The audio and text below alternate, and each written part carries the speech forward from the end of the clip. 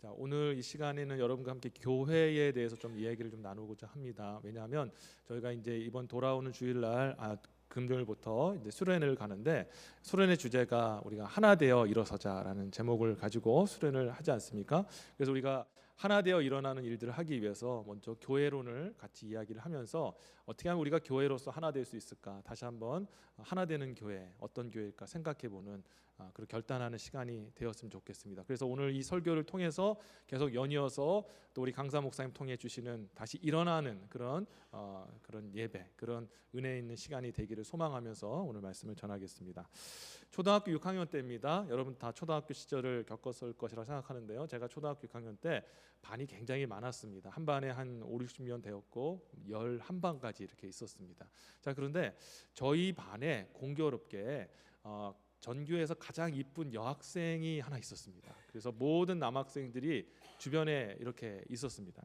그래서 보통 뭐 그때도 그렇고 지금도 그렇겠지만 좀 여학생들의 관심이 많은 그런 학생들이 있잖아요. 그러면은 쉬는 시간만 되면은 저희 반으로 원정을 옵니다. 예, 그 여학생 보려고요. 와서 이렇게 막 바깥에서 빼꼼 보고, 좀 용기가 있고 좀 얼굴이 좀 되는 그런 남학생 같은 경우에는 와가지고 말도 걸고 뭐 그렇게 합니다. 예. 자, 그래서 이제 이 쉬는 시간만 되면 참 복잡하고 정신이 없었는데, 어느 날 6학년이니까 이제 졸업 여행을 이제 가기 위해서 버스에 타고 이제 그 60명 정도 되는 학생들이 그냥 조밀조밀하게 타고 갔는데, 보통 그런 이렇게 잘 나가는 여학생 같은 경우에는 앞자리에 안 앉죠. 어디에 앉습니까? 버스 제 뒷자리에 이렇게 앉습니다. 아니나 다를까 그 여학생과 따르는 그 여학생 무리들이 뒷자리를 딱 깔고 앉아 있는데, 제가 어디에 앉았냐면 그 여학생 바로 앞자리에 제 친구하고, 저하고 같이 친한 친구하고 같이 이렇게 앉았습니다. 그리고 어떻게 하다 보니 그렇게 앉게 됐는데, 자, 이제 1시간 정도 지나니까 이제 어떻게 됩니까? 다 자잖아요, 그렇죠? 버스를 타고 1시간이면 다 이렇게 머리에 기대고 자는데 다 자고 있었어요.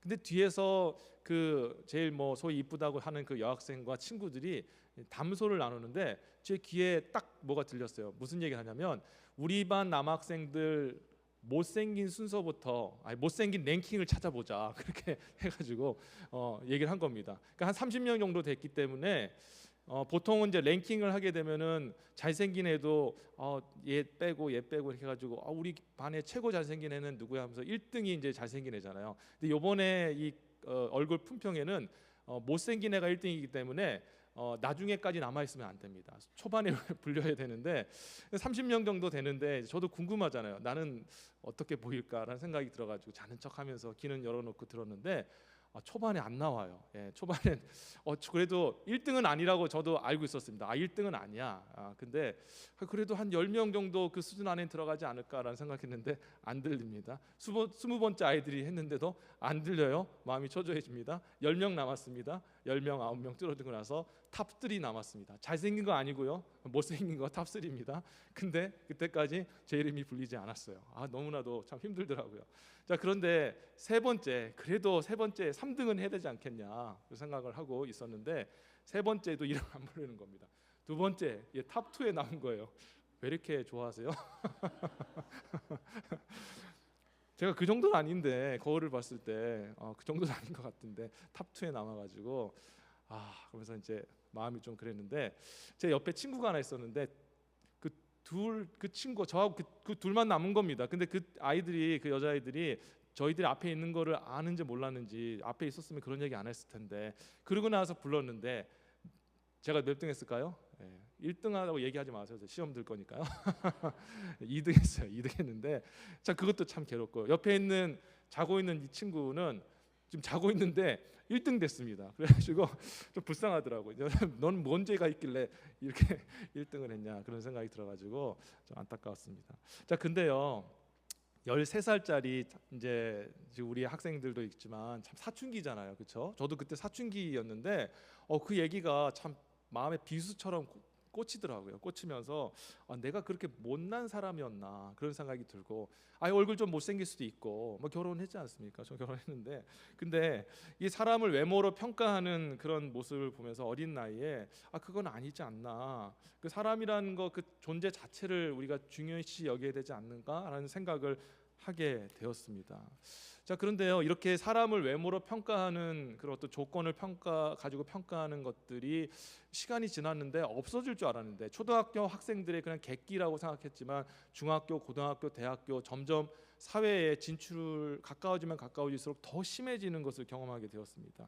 더욱더 사람들을 바라볼 때 사람들이 이 사람 잘생겼네, 못생겼네, 집안이 좋네, 안 좋네, 공부를 잘하네, 못하네, 똑똑하네, 그리고 뭐 멋지네, 안 멋지네, 이런 걸로 자꾸 사람을 가르고 또 좋아하고 그런 모습들을 보면서 항상 마음이 불편했어요.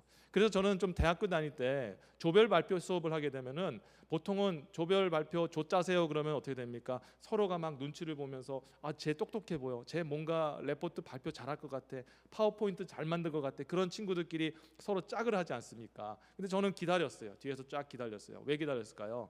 예, 사람들한테 보이기에 좀 못나고 좀 더디어 보이고 좀 느려 보이고 파워포인트 못 만들 거, 발표 못할 것 같은 친구들이 분명히 있거든요. 그런 친구들은 막 여기저기 돌아다닙니다. 안타깝지 않습니까? 이렇게 여기 갔는데 거절당하고 절로 갔다가 또 거절당하고, 이제 그런 친구들이 있으면 제가 찾아가가지고 모아서 우리 같이 해보자라고 얘기를 했습니다. 제가 무슨 의협심이 있어서 그런 게 아니라 그런 마음이 든 거예요. 이 사람들도 참 중요한데, 사람 자체가 중요한데 왜 우리가 평가하느냐, 나는 이 사람들 데리고 한번 해보리라 하는 그 마음을 가지고 그렇게 했던 것으로 기억합니다. 여러분, 그런데요, 이렇게 사람을 평가하고 평가한 기준을 따라서 판단하는 그런 것들이 안타깝게도 제가 신학교에 들어가니까 신학교 안에서도 그런 모습들이 있더라고요. 저는 그 한국에 있는 합동 측이라는 그 신학교에서 공부를 했습니다. 그래서 이제 교단이 합동인데, 이 합동이라는 교단 안에 큰 그 여러분들 이름만 들면 아는 그 교회들이 있는데, 대형 교회들 중에서 뭐 사랑의 교회 합동교회고요, 분당 우리교회 저희 합동교회 교단이고, 부산에 있는 수영록 교회, 그리고 또 충현교회, 뭐 여러 이렇게 대형 교회들이 있습니다. 그런데 이 대형 교회 다니는 그 거기서 사역하는 전도사님들이 있는데 다 똑같은 전도사 아닙니까? 똑같이 시험 봐서 똑같이 부름 받아서 사역을 하는데, 뭔가 그들의 얼굴을 보면 자신감이 넘쳐오르고 어깨에 힘이 들어가 있고 그래요. 그럴 수 있죠.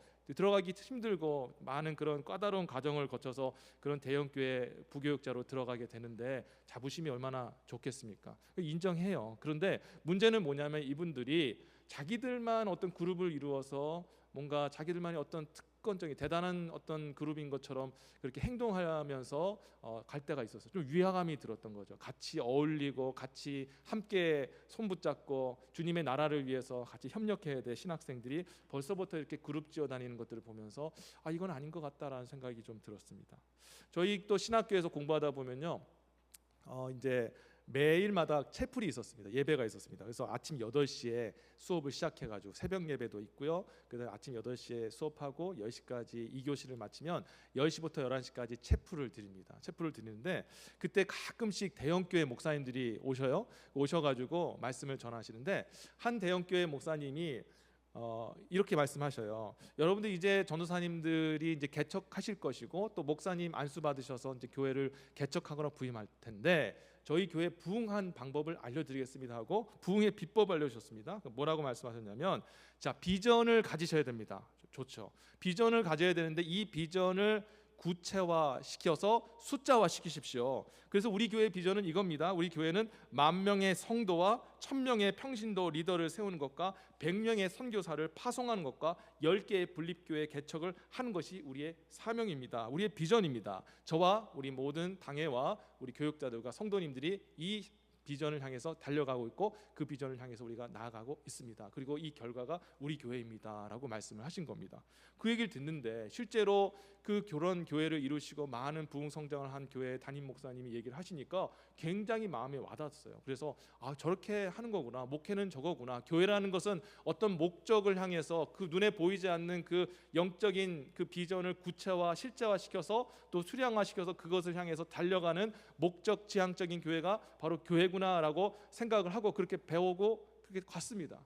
근데 실제로 목회 현장에 가서 목회를 하다 보니까 그게 아니거든요. 그렇게 되는 교회도 있지만 거의 대부분의 교회는 그렇게 되지 않는 경우를 발견하게 되었어요. 그리고 나서 많은 그런 경험을 통해서 또 무엇을 깨달았냐면, 잘못된 교회관이었구나. 그런 교회관이 진짜 바른 교회관이 아니라 목적을 향해 달려가는 그런 교회가 아니라 사랑으로 하나 되어서 존재하는 공동체가 바로 교회구나라는 것들을 다시 한번 깨닫게 되었다는 것입니다.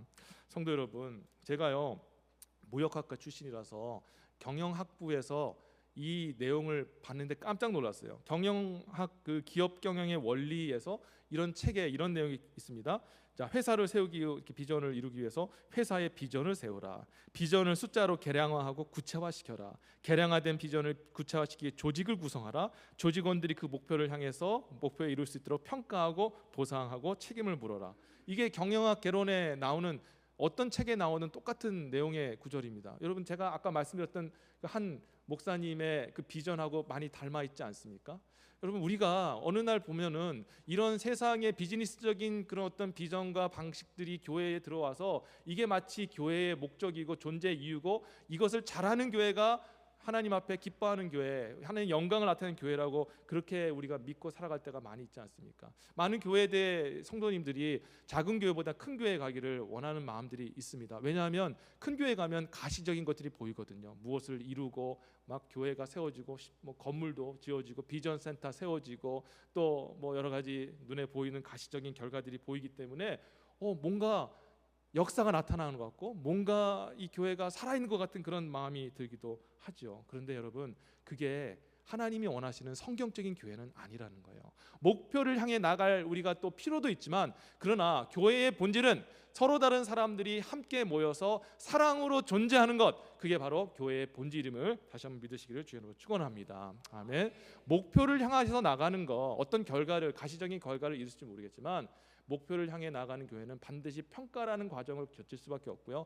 평가라는 과정을 겪게 되면 반드시 비교하고 상처받는 사람들이 나올 수밖에 없다라는 것을 기억해야 합니다. 제가 아는 한 목사님은요, 대형 교회는 아니었지만 준대형 교회에서 분당에서 이렇게 사역을 했어요. 근데 자기 그 전도사 때 사역 얘기를 하면서 너무 힘들었다. 그래서 뭐 왜 힘들었냐 그랬더니 담임 목사님께서 좀 이렇게 이런 어떤 비전과 어떤 숫자적인 것들에 민감하신 분이라서 그런지 교회 입구에 이렇게 그 종이를 쫙 펼쳐가지고 각 부서마다 그래프 이 종이를 그려놨대요. 그 뭐냐면 숫자를 세는 겁니다. 그래서 매주일마다 각 부서 유년부 부서 누구 전도사, 뭐 유년부 뭐 중고등부 부서 누구 목사 해가지고 부서와 그 담당 교육자 이름을 적어놓고 이 학생들의 숫자를 이제 계산한 거예요. 그 거기 있는 그 부장 장로님들하고 부장 집사님들이 이제 예배를 드리기 위해서 목사님이 또 전사님이 올라가서 이제 예배를 인도하면은 뒤에서 뭐 하고 있냐면은 그 개수기 아시죠? 탁탁탁탁 하는 그 개수기 가지고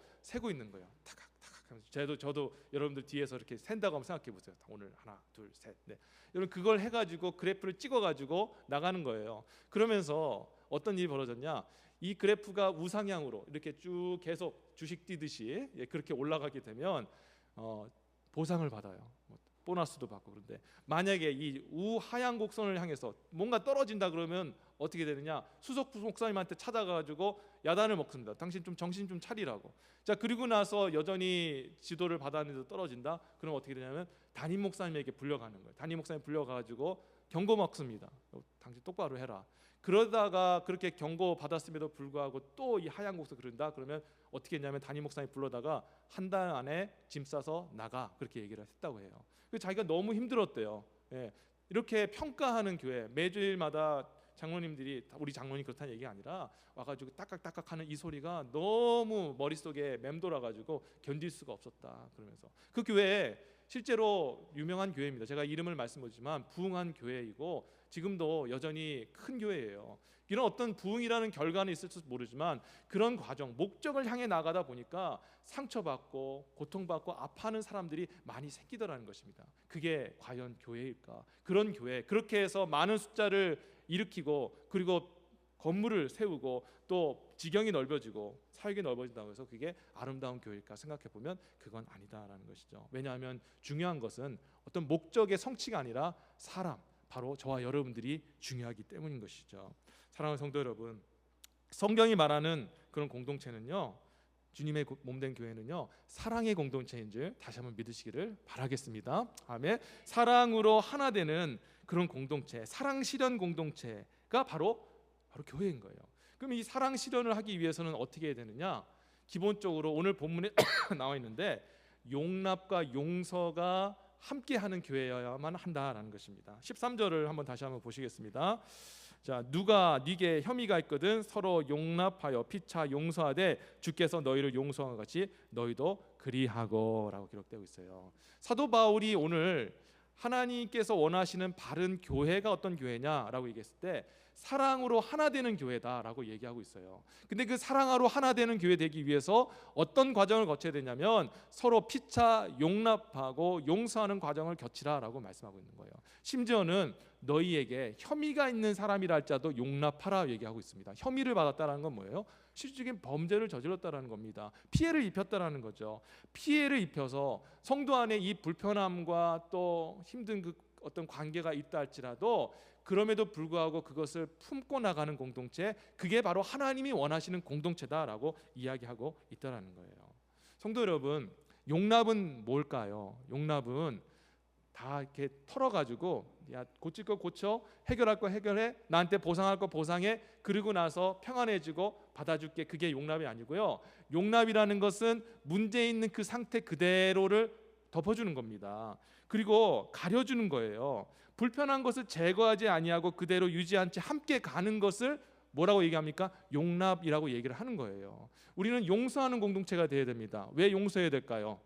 바로 저와 여러분들이 우리 주 예수 그리스도의 십자가 달려 죽으시는 그 용서, 그 십자가의 그 용서를 통하여서 주님께 용서받고 하나님의 백성이 되지 않았습니까? 하나님께서 주신 이 놀라운 영적인 은혜들을 용서받은 자로서 지금 누리고 있잖아요. 그렇기 때문에 저와 여러분들도 다른 사람을 용서하는 그런 존재가 되어야 하는 것입니다.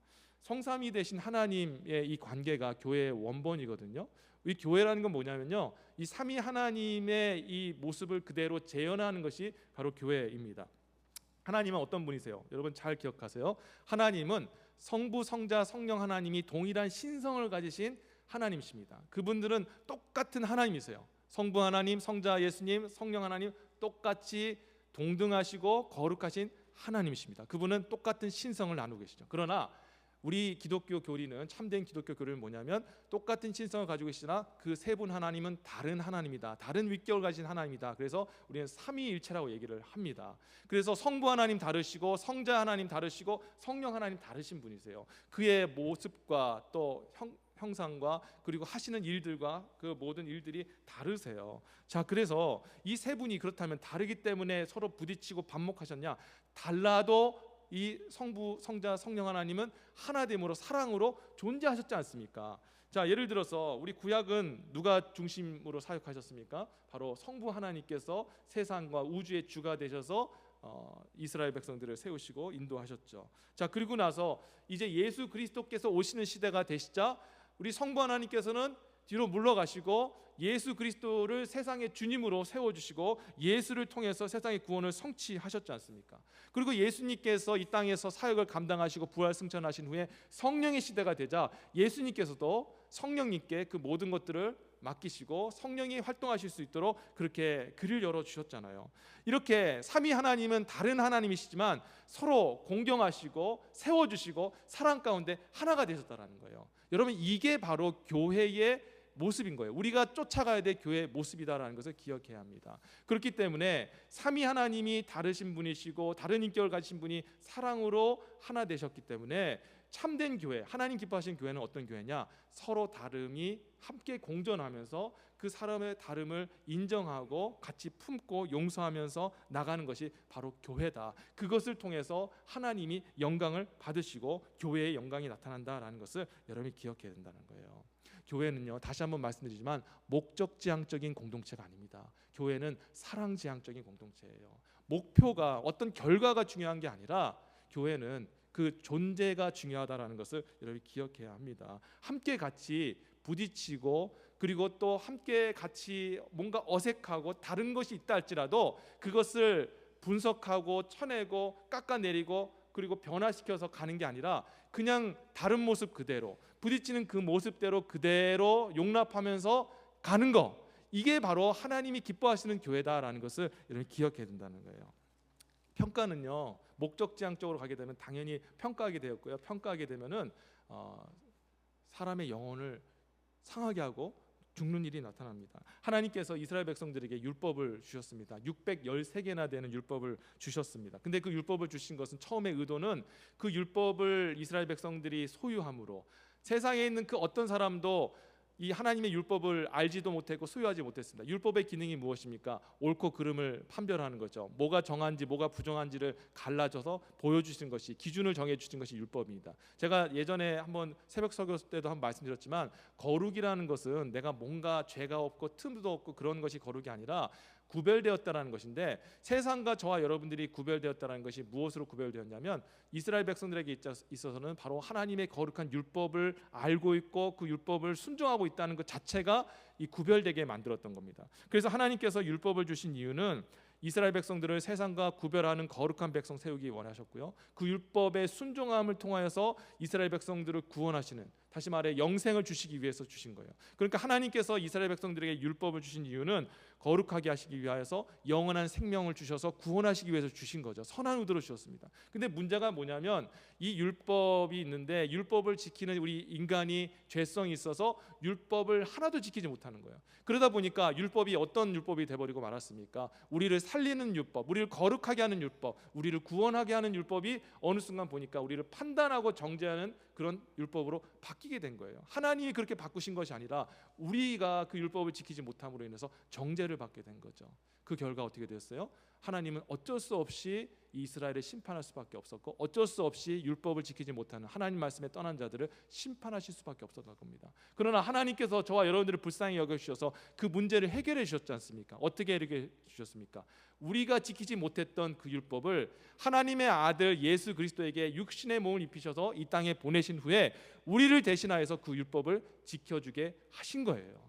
예수님께서 우리를 대신하여 613개나 되는 그 모든 율법을 지키시고 하나님 앞에 의를 얻으셨습니다. 구원을 얻을 수 있는 그 의를 얻으셨지 않습니까? 그 의로 말미암아 우리가 예수 그리스도를 믿을 때 예수 그리스도께서 성취하신 의가 저와 여러분 가운데 성령을 통해서 주어져서 저와 여러분들이 죄짓고 지금도 연약한 모습이 있지만 예수를 믿으면 어떤 사람이 됩니까? 의인이 되어서 하나님 앞에 구원을 받을 수 있게 되었다는 거죠. 여러분, 제가 왜 이 말씀 갑자기 율법 얘기를 하냐면요, 이제는 율법의 시대가 끝났다라는 거예요. 예수 그리스도가 이 땅에 오심으로 인해서 판단하고 또 옳고 그름을 가리고 이런 시대가 이제 끝났고요, 이제는 품어주는 시대, 그리고 사랑으로 하나 되는 시대가 열리게 되었다라는 것을 말씀하고 있는 것입니다. 예수님께서 주님으로서 이 땅에 오셔서 계명을 더하여 주셨습니다. 613개나 되는 그런 계명에다가 아니 무슨 또 다른 계명을 주시기로, 또 다른 600개의 계명을 주시려고? 아니요, 우리 예수님께서는 딱 한 가지 계명만 주셨어요. 그 계명이 무엇입니까? 요한복음 13장 34절에 나왔죠. 여러분 아시잖아요. 새 계명을 너희에게 주노니 뭐 하라고요? 너희는 서로 사랑하라. 내가 너희를 사랑한 것 같이 너희도 사랑하라 라고 말씀하셨어요. 여러분, 우리 예수님께서 율법을 다 지키셨어요. 이제는 평가하고 가르고 또 옳고 그름을 분별하는 그런 율법은 이제 예수님이 다 지키셨기 때문에 이제는 그것은 우리와 상관없는 것입니다. 물론 율법이 우리를 거룩하게 하고 율법은 우리에게 도덕적으로 또 무엇이 옳은지를 분별할 수 있는 그런 기준이 되지만, 구원과 관련하여서 이 율법은 이제는 끝나고 바로 예수 그리스도께서 우리 십자가에 달려 죽으심으로 십자가의 법으로 우리는 구원을 받습니다. 자, 그런데 이 십자가를 지신 예수님께서 우리에게 이제는 너희에게 딱 한 가지 계명만 너에게 주겠다라고 말씀하셨는데, 그 계명이 뭐냐? 서로 사랑하라라는 계명이라는 거예요. 그래서 이제는 어떤 시대를 살아가고 있느냐? 저와 여러분들이 사랑의 시대를 살고 있다. 이제는 사랑으로 품는 시대를 살고 있다라는 것을 여러분이 기억해야 되는 거예요. 왜냐하면 하나님께서 저와 여러분들을 구원하실 때 구약 백성은 율법을 지키느냐 못 지키느냐를 통해서 구원하셨지만, 이제는 예수 그리스도의 그 풍성하신 사랑을 받고 그 은혜 가운데 있느냐 없느냐 그것을 통해서 구원하신 시대가 열렸기 때문이라는 것입니다. 여러분, 그래서 제가 말씀드린 요점이 뭐냐면, 이제 우리는 사랑해야 될 의무가 생긴 줄 믿습니다. 아멘. 이제는 사랑해야 돼요. 평가하고 이제는 어떤 옳고 그름을 구별하는, 그래서 어떤 더 큰 목적을 향해서 달려나가는 그런 시대가 아니라 이제는 서로 연약한 가운데 있다 할지라도 사랑으로 품고 나가는 그런 시대가 열렸고, 그것을 예수님께서 요구하고 계시다라는 것입니다. 그래서 여러분, 우리가 서로 사랑하는 교회를 세워나가야 하는 것이죠. 이번 수련의 주제가 무엇입니까? 하나 되어 일어나자 아닙니까? 일어나서 하나 되자 하지 아니하고 하나 되어서 일어나자 말한 것은 하나 될 때 우리가 일어설 수 있지 않습니까? 그렇잖아요. 우리는 다 각자 객체이지만 그리스도 안에서 예수 그리스도를 머리로 한 몸이지 않습니까? 그렇잖아요. 우리는 한 몸으로 존재하는 거예요. 그래서 일어난다라는 그 동사가 각자 여러분에게 개인에게 주어진 것이 아니라 공동체로서 함께 한 몸이 되어서 일어난다라는 뜻을 가지고 있어요. 자, 그러면 우리가 공동체로서 일어나기 위해서는 어떻게 될까요? 먼저 일어나기 전에 사랑으로 하나 되는 저와 여러분이 되어야 된다는 것입니다. 사랑하는 성도 여러분, 이제 사랑하며 나가는 저와 여러분 되시기를 주 예수의 이름으로 축원합니다. 사랑은 평가하지 않습니다. 사랑은 정죄하지 않습니다. 사랑은 용납합니다. 사랑은 그리고 인내합니다. 사랑은 그리고 용서해 주는 것입니다. 어제가 여러분 아시는 분도 아시겠지만 우리 올로 목사님께 소천하신 날이에요. 그 올로 목사님 소천하신 날 참 그때 생각하면 참 아직도 마음이 좀 아련하고 또 마음이 좀 아픕니다. 참 좋으신 목사님, 항상 늘 웃으시고 또 건강한 모습으로 계셨다면 참 힘이 됐을 텐데 좀 먼저 하늘에 가 계시니 많이 조금 아쉽기도 하고 또 한편으로는 그 좋은 천국에 가 계시니 또 감사한 일이기도 합니다. 그런데 어제 제가 말씀을 준비하고 나서 하나님 앞에 기도를 하면서 목사님 생각을 좀 했습니다. 목사님 소천하셨는데 목사님께서 저에게 목사님 교회 잘 하셨습니까? 내가 목사님한테 맡겨진 교회 잘 하셨습니까? 라고 나중에 물어보실 것 같아요. 물어보실 것 같아요. 근데 솔직히 말해서 저는 원로 목사님만큼 잘 못하는 것 같아요. 원로 목사님이 하셨던 그런 헌신과 또 그 모습들 참 뛰어넘기가 참 어려운 것 같습니다. 자, 그래서 원로 목사님 참 지금도 마음으로 참 존경하고 여러분들 마음속에도 그 원로 목사님의 그런 모습들이 아마 있지 않을까 생각이 들어요. 자, 그런데 마음 한켠으로는 그런 마음이 있거든요. 목사님, 제가 부족하고 연약한 부분 참 많이 있지만 그래도 목사님께서 제게 맡겨주신 주님의 몸된 교회 상하지 않게 하고 또 깨지지 않게 하기 위해서 열심히 노력하고 지금까지 왔습니다. 목사님, 제가 잘하는 건 없지만 그래도 지금까지 우리 시온제일교회 이렇게 하나님 은혜로 여기까지 오게 했습니다. 그랬을 때 목사님께서 웃으시면서 아유 잘했네라는 그런 말씀을 하시는 것 같아서 참 마음에 위로가 됐어요. 근데 오늘 이 본문 말씀을 통해서도 제가 다시 한번 생각해 볼 때 주님께서 저에게 목사로서 나중에 평가하시고 내가 맡겨진 시온제일교회 잘 섬겼느냐라고 했을 때 주여 제가 참 연약해서 많은 부분 부족했습니다. 성도님들에게도 많이 어렵게 하고 힘들게 하고 또 불편함을 끼친 것 같아 참 죄송합니다라는 그런 고백을 할 것 같아요. 그런데 우리 주님께서 그럼에도 불구하고 저를 위로해 주실 것 같습니다. 그래도 잘하였다. 네가 그런 상황 속에서도 끝까지 견디면서 교회를 이렇게 지켜왔으니 잘하였다라고 칭찬해 주실 것 같아요. 그래서 그때 어젯밤에 기도하는데 참 많은 또 위로가 되었습니다. 그러면서 여러분들을 향한 또 감사한 마음이 들더라고요. 저같이 부족하고 연약하고 실수 많이 하고 그런 정말 연약한 목사인데 지금까지 저를 용납해 주시고 용서해 주셔서 여기까지 담임 목사로 잘 인정해 주시고 교회를 섬겨 주지 않았어요. 얼마나 화딱지가 나겠습니까? 저 같은 부족한 목사님 보면은 아유 우리 목사님 좀 부족한 것 같은데 더 멋지고 더 잘하는 목사님 했으면 좋겠는데 그런 마음이 드셨겠죠. 이해합니다. 그런데도 불구하고 저를 그래도 긍휼히 여겨서 용서하시고 용납하시고 지금까지 함께 교회를 섬겨주신 여러분께도 진심으로 감사의 말씀드립니다. 저는 잘한다고 생각해요. 우리 주님께서 물론 어떤 큰 교회처럼 대단한 어떤 결과와 눈에 보이는 가시적인 열매는 없을지도 모르지만 우리가 이렇게 서로 용납하는 가운데 하나 되어지고 그리고 함께 같이 교회를 이루어서 나가고 있다면 우리 주님께서 잘했다라고 칭찬해 주시는 그런 교회가 될 줄 저는 믿습니다. 아멘. 우리 모두가 조금만 더 힘내서 서로 사랑하고 더 아끼고 그렇게 품고 나갔으면 좋겠어요. 다른 모습 있을 수 있습니다. 그렇잖아요. 서로 다르고 부딪히는 모습 있을 수 있으나 교회는 중요한 것이 목적을 이루는 공동체가 아니라 사랑으로 존재하는 공동체라는 것을 기억하면서 우리가 서로 같이 부족한 모습이 있고 부딪히는 모습이 있지만 함께 품고 나아간다면 하나님께 영광 올려드리는 복된 교회가 될 줄 믿습니다. 아멘.